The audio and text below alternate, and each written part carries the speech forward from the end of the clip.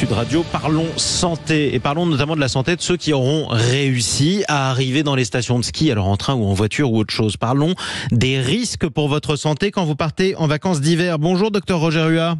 Bonjour. Médecin généraliste et médecin du sport. C'est quoi les pépins de santé, je le dis de manière familière, les plus fréquents au sport d'hiver ? Évidemment, c'est la traumatologie, c'est le risque accidentogène du ski, c'est la chute en particulier, donc toutes les blessures qui peuvent être engendrées par une chute. Alors ça passe de la petite contusion à l'entorse et aux fractures, voire aux commotions, chute sur le crâne, et donc d'où l'intérêt de porter un casque d'ailleurs en prévention. Exactement. Alors, quels sont les endroits du corps, les parties du corps le plus touchées ? Les chevilles, les genoux, la tête, le bras parfois ? Alors, statistiquement, ce sont les membres inférieurs, bien sûr, et notamment les genoux, qui sont les plus touchés. Les chevilles sont beaucoup moins touchées qu'auparavant. Elles sont protégées dans les chaussures ? Voilà, aux techniques et au matériel. Et donc les genoux, alors les fameuses entorses de genoux avec rupture des ligaments croisés, on voit ça à chaque retour de vacances. L'accident bête, oui. L'accident bête.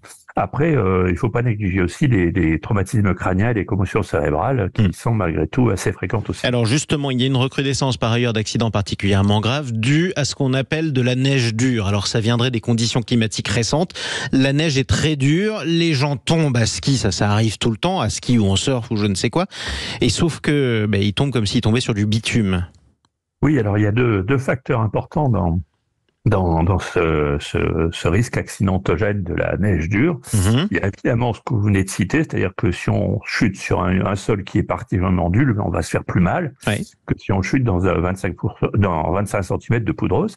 Et le deuxième risque, c'est que ça demande de skier sur une neige glacée, demande une technicité plus forte et donc augmente le risque parce que les skieurs parfois se sentent un peu des ailes, et sur une neige glacée, ma foi, c'est plus difficile de skier, et donc le risque d'accident est plus grand. Et le risque donc peut être gênant.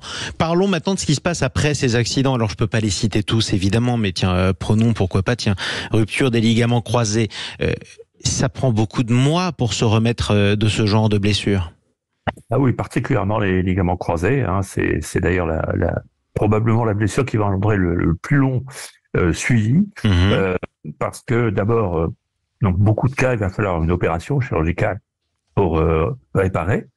Ensuite, cette opération va être suivie d'une rééducation qui est très longue et très difficile. Et donc, on peut parfois estimer statistiquement à 6 à 9 mois avant le retour à la normale, c'est-à-dire à l'utilisation d'un genou presque normalement comme avant. Oui, ce qui demande notamment beaucoup de rééducation et beaucoup d'efforts. Vous avez un dernier conseil à donner à ceux qui s'apprêtent à partir et qui sont peut-être pas en bonne condition physique ? Est-ce qu'on doit s'entraîner avant de se remettre au sport d'hiver quand on fait pas de sport le reste de l'année ?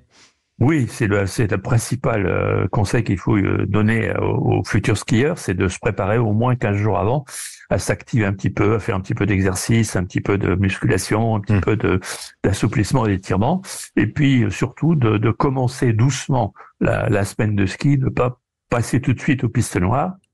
Et tenir compte de la fatigue aussi, parce que on a envie quand on est sur les skis d'en profiter au maximum. Et parfois c'est la dernière descente qui va être la descente fatale. Oui, allez, encore une. Effectivement, ça c'est le risque toujours. Merci beaucoup Roger Huat, médecin généraliste et médecin du sport. À suivre.